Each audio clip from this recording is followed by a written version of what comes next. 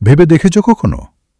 একজন মানুষ যার নেই কোনো প্রথাগত শিক্ষা, নেই কোনো আধুনিক গণিতের প্রশিক্ষণ, তবুও তিনি এমন সব সূত্র লিখে গেছেন যেগুলো আজও বিশ্বের সেরা বিজ্ঞানীরা বোঝার চেষ্টা করছেন।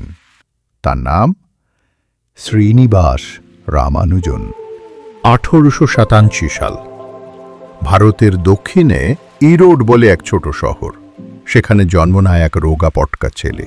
পরিবার গরিব, বাবার ছোট দোকান, মায়ের কণ্ঠে ভক্তিমূলক গান। শুরুটা সাদামাটা, কিন্তু মাথার ভেতরে চলত অঙ্কের ঝড়। 11 বছর বয়সে যখন আমরা ক্যালকুলেটর খুঁজে ফিরি, রামানুজন তখন কলেজের গণিত বই কিনছেন। আর একটা বই তো পুরো লাইফটাই বদলে দিল, a synopsis of elementary results in pure and applied mathematics. তুমি বলো কি আজব বই? রামানুজন বলল, এই তো খেলা শুরু। হ্যাঁ, কলেজে ফেল করেছিল রামানুজন, কারণ সে কেবল অঙ্ক করত। ইতিহাস, ইংরেজি না, ওসব ওর লাগেই না।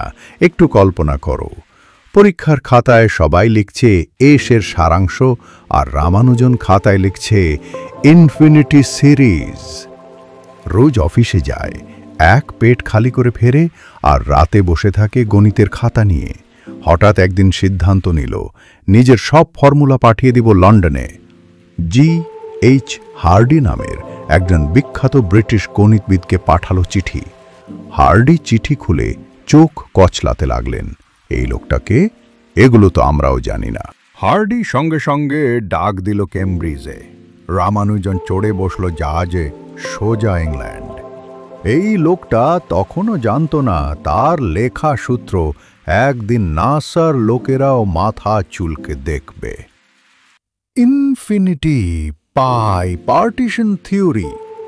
সে একটার পর একটা এমন ফর্মুলা বের করছিল যা এতদিনের বৈজ্ঞানিক সমাজকে নাড়িয়ে দিচ্ছিল। হার্ডি বলেছিলেন, এই ছেলেটা 100 বছরে একবার আসে। কিন্তু দূরদেশের ঠান্ডা, খাবারের সমস্যা আর একাকিত্ব রামানুজনের শরীর খারাপ হতে লাগল। শেষ পর্যন্ত দেশে ফিরে এলেন, কিন্তু অনেকটাই ভেঙে পড়ে।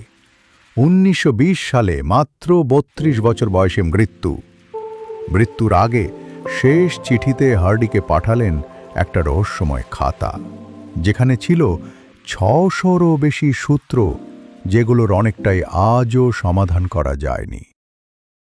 তার সূত্রগুলো এখন ব্যবহার হয় স্ট্রিং থিওরি, কোয়ান্টাম মেকানিক্স, এমনকি ব্ল্যাক হোল গবেষণায়ও।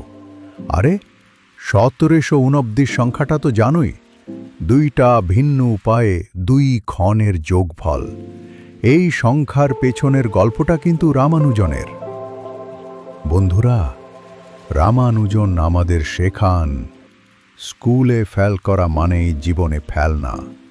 যদি তোমার ভেতরে আগুন থাকে, তবেই তুমি নিজের মতো করে পৃথিবীকে বদলাতে পারো।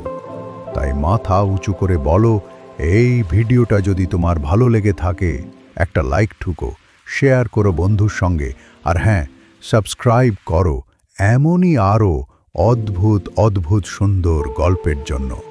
আমি রাহুল বিশ্বাস, আবার দেখা হবে।